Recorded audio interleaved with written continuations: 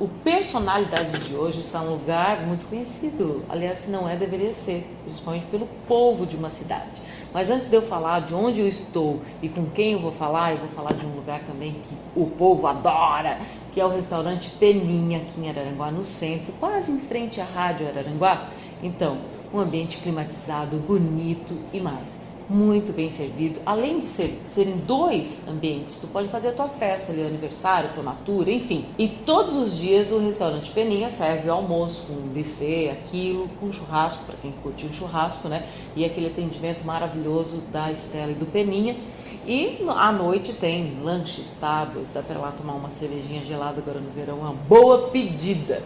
E agora sim eu vou falar para vocês quem é o meu entrevistado de hoje. O meu entrevistado é o Dr. Jean. Tudo bem, Dr. Jean? Tudo bem, Karen. Prazer muito grande estar aqui no teu programa Personalidade. Ô Jean, as pessoas te chamam de Dr. Jean, né? Chamam bastante de Dr. Jean pelo tempo de advocacia, né? São 30 anos já na profissão. Então, a maioria das pessoas chamam de Dr. Jean, embora eu não ache isso uma coisa muito interessante. Eu sou nascido e criado aqui em Araranguá, uma pessoa daqui mesmo, então não levo muito isso em consideração, mas o hábito das pessoas é de chamar de doutor, né? Então, isso é uma coisa quase que natural. Antes, há quanto tempo tu estás aqui? Porque a gente está gravando na Câmara de Vereadores, onde o Rony, que é presidente, nos cedeu gentilmente, né? O gabinete dele. Há quanto tempo tu estás aqui na Câmara de Vereadores? Na Câmara de Vereadores eu estou desde 1º de janeiro de 93. 93? 93. Eu me elegi vereador em 1992. E assumi em 1º de janeiro de 93. Depois me reelegi vereador em 1996, me reelegi vereador em 2000. Em 2004 eu disputei a eleição, mas não me elegi. Mas aí acabei assumindo aqui, em seguida já, só saí, terminou meu mandato, e acabei assumindo como assessor jurídico. E fiquei por 8 anos, com 4 presidentes. Depois desse período acabei me candidatando de novo e me elegi. Agora, no ano de 2012, né? 2010, o tempo já me corrói um pouco a memória. 2012? 2012, acabei me elegendo, né?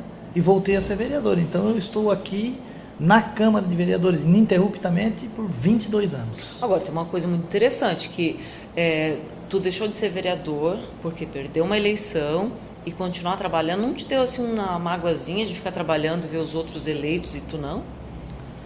Não, Karen, porque assim, ó, eu também gosto muito da advocacia, gosto muito do direito, né? Gosto muito de ser advogado. Eu nunca fiz um concurso para juiz, para promotor. Eu tenho um irmão juiz, por exemplo.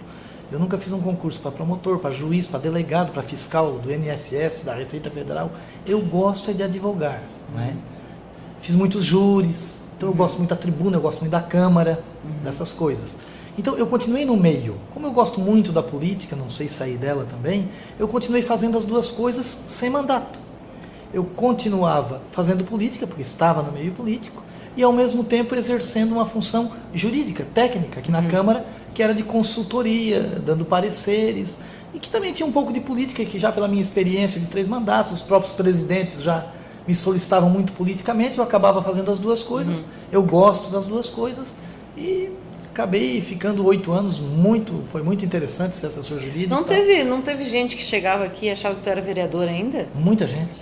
As pessoas confundiam, porque na verdade eu estava aqui direto, né? Muita gente pensava que eu tinha me elegido, porque na verdade faltaram só 31 votos, eu quase me elegi, nessa que eu não me elegi, eu quase me elegi. Fiquei como primeiro suplente, né? Mas nunca assumi, porque daí eu sempre abria mão para os outros, porque eu era o assessor jurídico aqui. Então o pessoal confundia um pouco. Tu veio de quantas vitórias antes de perder? Eu tive 3. E depois fui que derrotado e fiquei 8 anos. O que foi perder a eleição para ti? Um aprendizado. Eu acho que, não vamos ser aqui demagogos, né? Claro que eu queria ter me elegido, todos gostam de ganhar. Mas se aprende muito mais na derrota do que na vitória. A vitória ensina muito pouco. A derrota ensina muito, né? Tipo o quê? Talvez, ensina o quê? Ensina como vencer as próximas, ensina como não cair, ensina que perder não é a última coisa do mundo, não é aquilo. Tu começa a ver outras pessoas que perderam mais do que tu em outras coisas, te abre um novo leque. Quando tu fica muito ganhador, tu começa a ficar muito sobranceiro, começa a ficar muito prepotente, acha que ninguém pode te derrotar, e lá na frente pode acabar tendo uma derrota mais fragorosa, mais feia. Tu chegaste a alguma conclusão assim, eu perdi essa eleição por causa disso? Tu pensou nesses fatores ou não? A eleição que eu perdi foi muito interessante. Ela foi a melhor de todas. Foi a que eu fiz mais votos, a mais bonita de todas elas que eu fiz. Eu fiz 1.052 votos, nunca fiz tanto. Só que naquele mandato tinha se reduzido o número de vereadores de 15 para 10.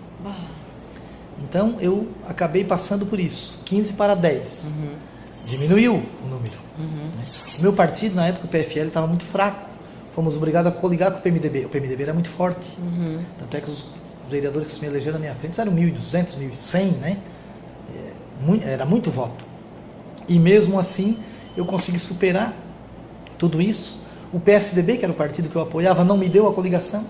Se o PSDB tivesse me dado a coligação, eu tinha me elegido, a legenda era menor. Mais um problema que eu tive. Né?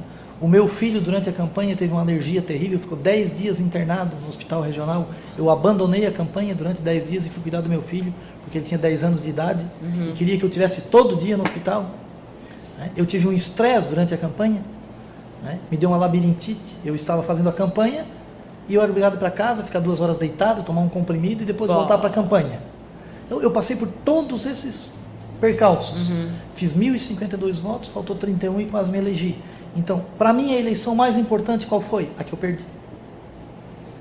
Mas num primeiro momento, quando tu soube do resultado, o que tu pensaste? Eu me decepcionei no momento porque todo candidato a vereador, eu sempre tenho essa tese, mesmo aquele que se candidata e acaba fazendo 20 ou 30 votos, lá no começo ele acha que vai se eleger. E eu achava que ia me eleger. Com todos os problemas que eu tive, com tudo, a minha campanha foi tão bonita, tão bem feita, as pessoas ajudaram tanto, né, que eu entendia, eu vou me eleger. Então quando veio o resultado aquele, eu não me elegi, e foi por tão pouco, 31 votos, né, e numa fase tão complicada da minha vida, houve no momento uma decepção. Mas olha, ela não durou 24 horas. Bom, dá para perceber a tua superação por ter continuado trabalhando aqui, né? Agora, mais interessante que isso é tu voltar a ser candidato depois de ter ficado afastado, de ter perdido uma eleição. Porque é muito difícil o político, depois de perder, ele ganhar. A pessoa que se afasta, né, normalmente o que acontece, né, cara? Aqueles cabos eleitorais que trabalhavam contigo já estão trabalhando com outras pessoas, os teus eleitores já foram atendidos por outras pessoas, já não voltam mais para ti. Além do que a gente fica meio enferrujado, né? Eu acabei ficando sem disputar 2 pleitos, né? Fiquei 8 anos fora, foi muito tempo, né? E acabei entrando no PP para disputar a eleição, que é um partido também muito forte, né? De lideranças fortes, porque precisava muito voto para se eleger. E o que te fez voltar para ser candidato? Olha, nem sempre a gente conserva toda a sanidade possível, né? Eu acho que foi um momento de insanidade. Porque era muito difícil, era uma coisa muito improvável. Não era muito bem o que eu queria, porque eu já tinha sido.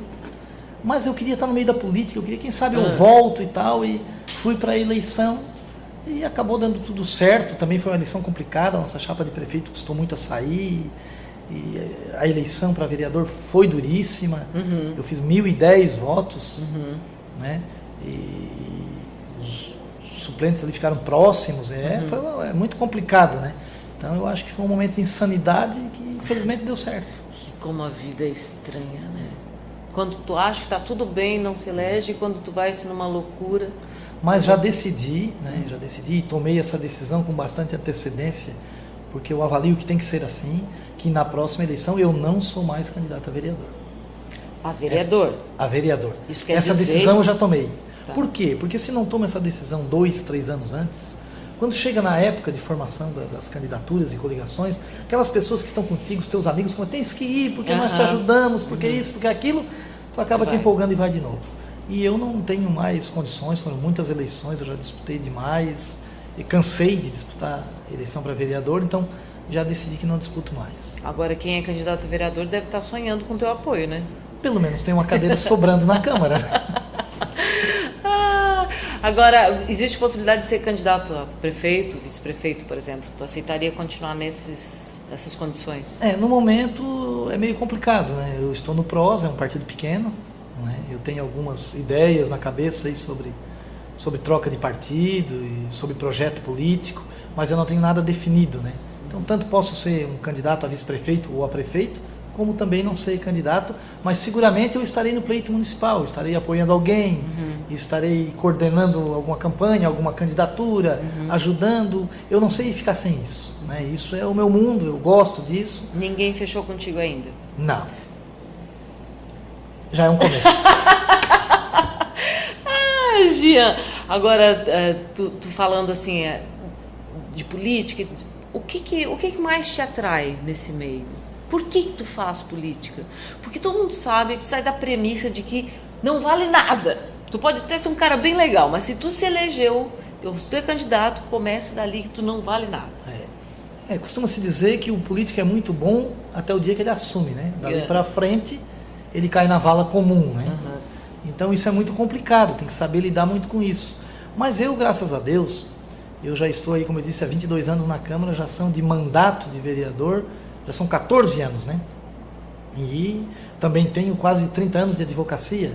Então eu nunca tive meu nome envolvido em nenhum escândalo de desvio de verbas, de corrupção. Mas isso não é o mínimo, não é o que a gente deve esperar de todo mundo?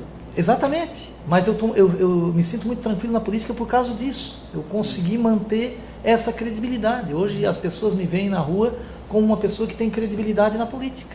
E isso hoje em dia, embora seja o mínimo exigível e seja a regra básica, acabou se tornando uma regra preciosa, porque ela é a exceção, né? A gente vê aí hoje o mensalão, o petrolão, são muitos escândalos, né? Então é difícil manter. E o próprio sistema político, às vezes, impede que as pessoas tenham uma conduta como entendiam que deveriam ter. Eu tenho conseguido passar por isso, e não sou nenhum santo, todos têm os seus interesses políticos, é bom que fique claro, quem entra na política tem interesses políticos, né? Agora daí a roubar, ser ladrão, desviar, é uma coisa muito diferente. Então é importante manter essa conduta de credibilidade. Isso proporciona hoje, por exemplo, eu vivo na política muito tranquilamente, transito bem em todos os partidos, né? Não sou aquele tipo de político ferrenhamente opositor, que quando estou na oposição critico com veemência. Não, eu mesmo estando na oposição, eu procuro ajudar, eu procuro dar ideias, eu procuro colaborar. Eu não sei se pela minha formação de direito, por ser um advogado, eu gosto muito mais de defender do que de acusar, né? E muito mais de conciliar. Agora, tu conseguiste alcançar os teus objetivos como vereador? Como vereador, acredito que sim. Fiz muitos bons projetos de lei, tive boas atuações. Acho que foi importante em determinados momentos políticos da cidade. O que tu destacarias assim na tua história de vereador? Um É projeto que foi bem coisa. Legal, assim. O estacionamento rotativo que veio agora, por exemplo, em 1994 eu fui o primeiro a fazer aqui em Aranaguá, há 20 anos atrás, quando não se cogitava isso. Quem deu o primeiro pontapé em direção a disciplinar o estacionamento aqui. A instalação do Corpo de Bombeiros aqui em Aranaguá foi uma coisa que me marcou muito. Porque na época o governador era o Wilson Klein Bing, ele era do PFL e eu também. Mas o prefeito de Araranguá era o Neri Garcia, do PMDB. E o governo se instalou um dia no Turvo. E os vereadores foram lá para pedir. E eu fui lá, como sendo um membro do PFL, oposição ao governo de Araranguá, pedi que instalasse o Corpo de Bombeiro em Araranguá para o nosso governador. E eu recebi vários telefonemas no outro dia, perguntando por que eu tinha me vendido para o PMDB. E eu fui lá defender a instalação do Corpo de Bombeiros. Então eu estava começando na política, eu achei aquilo um absurdo. Eu digo, meu Deus, eu fui só fazer isso diante da rivalidade política. Então isso foi uma coisa que me marcou muito, né? A minha eleição para presidente da Câmara, porque nesse período de 4 mandatos, 2 anos exerci a presidência da Câmara. A minha eleição para a presidência da Câmara foi a primeira, aquela que os vereadores usaram aquela tática de sumirem, né? Nós fugimos na véspera da eleição, porque tem todo aquele ritual que alguém pode ser aliciado e tal, né? E eu junto com meus 7 companheiros, nós nos ausentamos da cidade um dia antes, sumimos, e isso na época foi muito comentado, ficou muito famoso, só chegamos na hora da eleição, e eu acabei ganhando a eleição, então isso depois se tornou quase que uma regra, as pessoas procuravam fazer isso, que é um absurdo também, passar um 31 de dezembro, virada para o dia 1º, né, com 7 vereadores, longe da tua família, longe da ceia de primeiro ano, longe dos teus filhos, é uma violência sem limite, né? Mas se não fosse assim, era impossível ganhar a eleição, a rivalidade era muito grande, então isso foi uma coisa que marcou muito, né? Marcou bastante a minha vida política. Tu já falaste em PFL, PP, PROS, tem aí um burburinho de um, né? Mas por que tu mudaste tanto de partido? Eu mudei muito pouco, na verdade. Tu acha? Muito pouco. Porque tu veja bem, eu fui filiado no PFL de 1986 a 2010. Toda a vida num partido só. Então, Eu sou da linhagem do Jorge Bornauzi, do Paulinho Bornauzi, do Raimundo Colombo, do Júlio Garcia, Tá. toda essa linha PFL. uhum. Então eu sempre costumo brincar com isso. Não fui eu que saí do PFL, foi o PFL que saiu de mim. Ele acabou, É verdade. ele acabou. Então eu fui obrigado a sair do partido. Tá. Foi onde eu fui para o PP Uhum. e acabei me elegendo. Após a eleição do PP, eu me vi muito sem espaço, eu não tinha muita identificação com as lideranças do PP, me senti muito apertado, muito constrangido, não era bem o meu lugar. Como eu não podia sair para não perder o mandato, quando saiu um partido novo, como eu gosto de ser mais independente, eu não gosto de ser pautado para ser oposição, situação, eu gosto de ter a minha independência legislativa maior, se um partido pequeno é menor, é melhor. Né? E acabei entrando junto com o vereador Cabulouro, no PROS. E agora Então tá para mudar de novo? eu não troquei muito de partido. Foi essas circunstâncias dos últimos entendi. 2, 3 anos, né, que fizeram eu acabar indo de um partido para o outro. Mas se o PFL tivesse existindo até hoje, Então, até hoje. seguramente eu estaria no PFL. Vai mudar de novo? Se eu mudar, possivelmente eu irei para o PSD, que é o PFL, Que é o PFL. de antigamente. Se você pegar as pessoas que compõem o PSD hoje, é todo o instinto PFL. Então isso é a minha turma, é as pessoas com quem eu convivo, é as pessoas que eu conheço, que eu tenho confiança, que confiam em mim, eu tenho vários amigos. Então seria um caminho mais natural. Se eu pretender trocar de partido, Tá. isso é um projeto que não está muito claro ainda na minha cabeça. Vamos mudar de assunto completamente. Vamos falar da tua infância. Onde é que tu nasceste? Em Araranguá, no colégio da Cidade Alta. Como no assim, colégio mesmo. Nasceu dentro do colégio? Não nasci aqui no Hospital Bom Pastor. Mas é assim, o meu pai foi o primeiro diretor do Colégio da Cidade Alta, a escola Maria Garcia Pesce. Ele foi o primeiro diretor. Né? Naquele tempo, uma das salas lá era a casa do diretor. É lá que lá foi feito o quarto, a sala, então, os móveis e tal. Meu pai e a minha mãe então foram morar lá, porque o pai foi o diretor na Cidade Alta em 1959. Em 60 eu nasci, 1960. Então eu nasci na Cidade Alta, no grupo escolar Maria Garcia Pesce. E que tal morar na escola? Eu não me lembro porque eu saí era com muito- 3 anos de idade. Tá. Com 3 anos, depois o meu pai passou no concurso do Banco do Brasil, veio morar no centro da cidade, no bairro aqui do um pouco para cá da Vila São José. Vocês são quantos irmãos? Somos em 3. 3. Só Eu e 3? só 3. Eu e 2 irmãos gêmeos, 8 anos mais novos que eu. Tá, mas peraí, teu pai foi bancário, tu também? Meu Foi pai trabalhou no banco mais de 30 advogado anos. e tu O pai- também? O pai é advogado e eu também. O que mais tu tens do teu pai que tu acha que tu tens, assim, que é forte? Como em ti? diz a música famosa, aquela saiu igualzito ao pai. Tu te reconhece algumas eu coisas tô cada do teu vez pai? fisicamente, as pessoas dizem agora, e eu também tenho notado isso na frente do espelho, eu estou cada vez mais parecido com meu pai, fisicamente. Aquele lindo, faltou tu dizer. E no jeito de ser, nós temos muitas coisas em comum, não é? Mas nós pensamos algumas coisas um pouco diferentes. Tipo? Mas ele me ensinou muito na política, Imagina. na advocacia. Ele é o melhor pai, o melhor professor, o melhor amigo, o melhor tudo, porque ele, na minha vida, ele praticamente, até hoje, né? Com 81 anos, ele ainda vai no escritório, ainda trabalha, ainda me ajuda, me deu um escritório montado, me deu um nome na cidade, me iniciou na política, me disse como é que eram os meandros no começo, não faz isso, faz aquilo, aquelas coisas todas, né? Me criou até bem velhinho, né? Até entrar na política e tal. Então a gente discorda em algumas coisas porque ele é muito opinioso, né? Algumas coisas tem que ser só do jeito dele. Eu já tenho um jeito mais conciliador, então ele às vezes ainda do alto dos seus 80 anos ainda quer me pautar de como eu devo fazer. Eu já agora entendo que isso já não cabe mais, que eu já tenho que tocar sozinho, inclusive. Mas nós temos uma relação sensacional de pai, filho e amigo. E da tua mãe, o que tu herdaste de mais forte, assim? Minha mãe é uma pessoa espetacular, né? Quando eu fiz o concurso para a Caixa Econômica, eu passei e fui fazer o exame médico e foi atestado que eu tinha um problema no coração, que é um prolapso da válvula mitral. Até jogadores de futebol têm. Mas a médica contraindicou a minha admissão e eu não pude assumir na Caixa. O que a minha mãe fez para mim assumir na Caixa é uma coisa do outro mundo. Eu devo tudo isso para ela. Ela mandou até uma carta para dona Dulce Figueiredo, que era a esposa do general Figueiredo, que era o presidente, contando aquela carta de mãe, o meu filho, isso, aquilo. E a dona Dulce respondeu. Não. Ela tem essa carta até Não. hoje. Dona Dulce Figueiredo respondeu. Depois ela acabou achando uma pessoa na Caixa Econômica, uma irmã, uma freira, que trabalhava na Caixa Econômica, tinha saído do convento, trabalhava na Caixa, que era uma pessoa muito boa, conhecia pessoas em Brasília, conhecia uma pessoa e foi e tal, desarquivaram o meu processo, foram ver que não era nada daquilo, foram mexendo, reanalisaram e fizeram.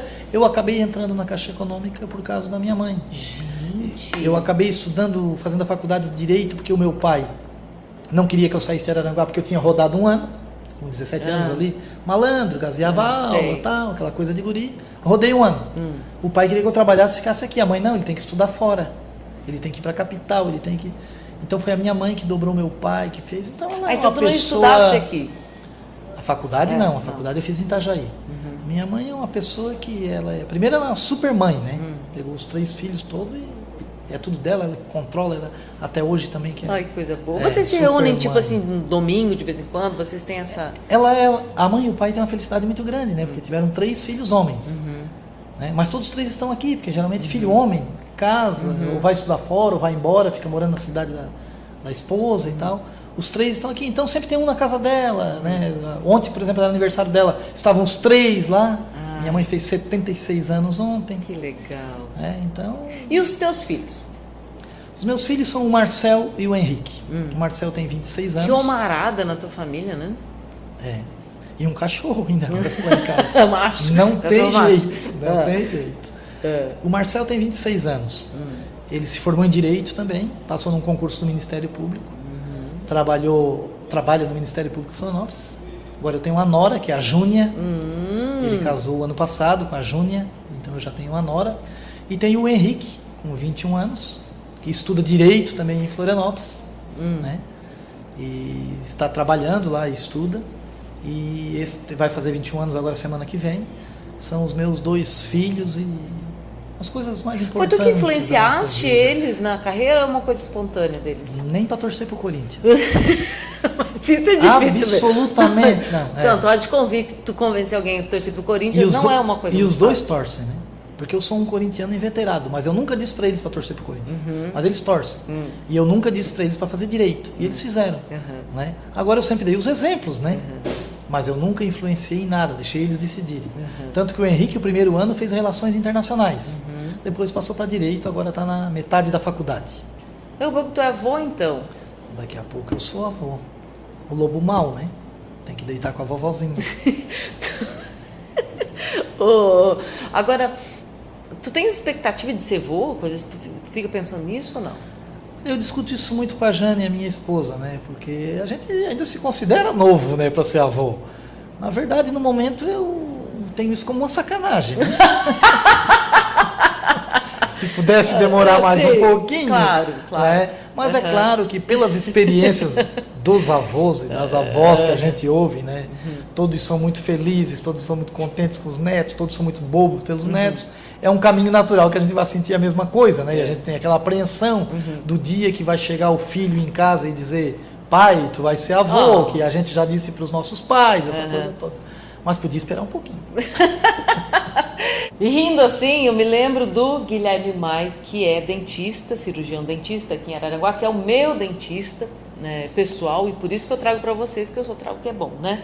E ele faz todos os procedimentos, o Guilherme faz todos ele é um profissional sensacional mesmo, mas ele tem uma coisa que se sobressai no trabalho, que é implantodontia. Antigamente o implante era uma coisa assim, uma coisa impossível, né? Uma coisa caríssima. Hoje está muito mais acessível, nem nada melhor tu ter segurança, né, num sorriso bonito, saudável. Você sabia que pode se fazer um implante em 3 dias? Então, passa lá no consultório do Dr. Guilherme Mai e saiba mais. Eu vou para o intervalo comercial, volto já conversando com o Dr. Jean.